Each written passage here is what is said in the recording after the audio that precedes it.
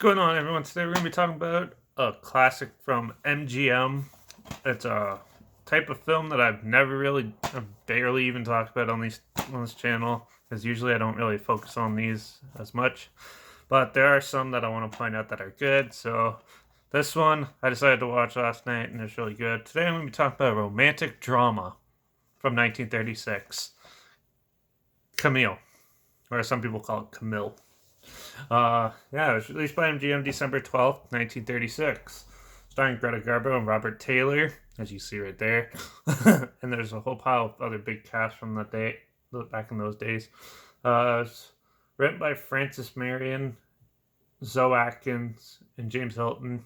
And directed by George Cukor, who's also done other big drama films back in the 30s, 40s, and 50s, like The Philadelphia Story, My Fair Lady, Adam's Rib, A Star Is Born, to name a few. He's done 50 films.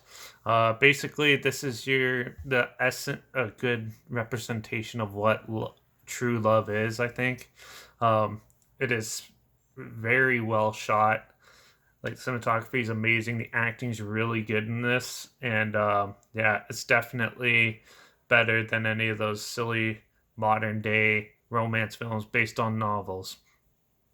Yeah, like The Notebook and all that. This outshines all of those.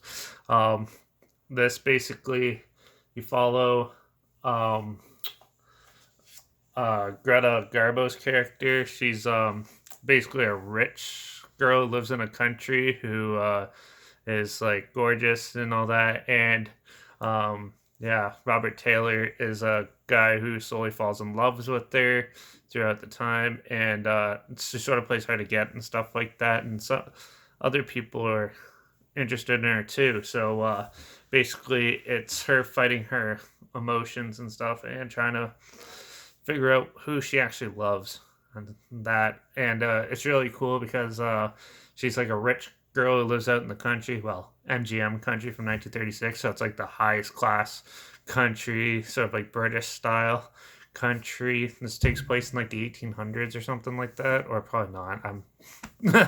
I don't know what the era it's supposed to take place in. I can't remember that, but yeah. Overall, she's very outlandish and stuff, and then it's basically two characters trying to express how much they love each other and stuff like that, but are having trouble doing so. And it's your typical love story, but it's done crafted. This is what people should use as a reference when they're making films nowadays, is that if you build up the characters like they do in this one, you'll have a very more lasting impression and stuff. There's a reason why stage plays and stuff like this of this story is continuing on to this day. It's because how well the characters are crafted and portrayed in the story. And the way it was represented in this film is probably top class. There is a 1927 film that's based on it. That's pretty good too. But this one from 1936 is by far the best. And yeah, there's not really, it's your typical love story, so it's nothing super extravagant or anything groundbreaking. It's just how well the Greta and Robert played their characters in this, and how well it's actually how much you feel for them and that. So when the time comes for the hard stuff near the end, and that you really feel it, and it's really gut wrenching and stuff, and you really do get involved with these characters and stuff, which I was really impressed with. I don't really feel like that when I watch films these days. Most of them are it's okay. You can kind of predict how films these days are made. This one, yeah, after seeing thousands of movies and stuff, you kind of know the structure.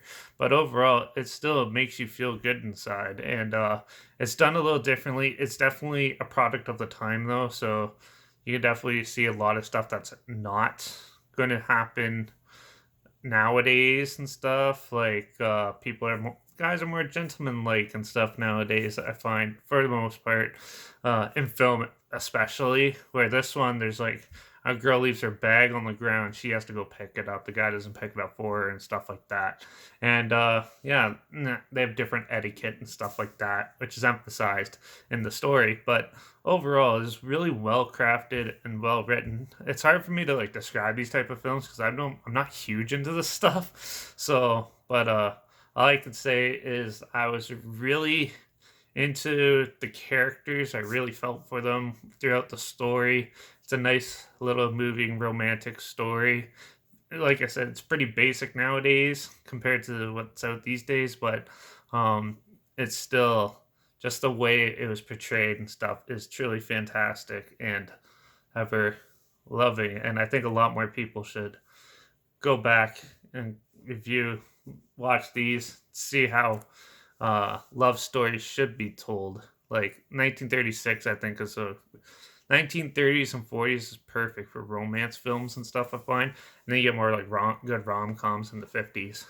So, but yeah, Camille definitely worth the time to watch it. It is black and white, so I know like 50% of the people who are on YouTube and stuff are probably gonna be like, "Oh, black and white, not watching it," which is a sad shame because there's like thousands and thousands of great films in black and white from throughout film history that people should check out. Just because it's black and white doesn't mean it's not good. They are a little different and stuff, but yeah, definitely search this one up if you haven't seen it. It is really good. I actually found a trailer for this too, so I'll link that down below.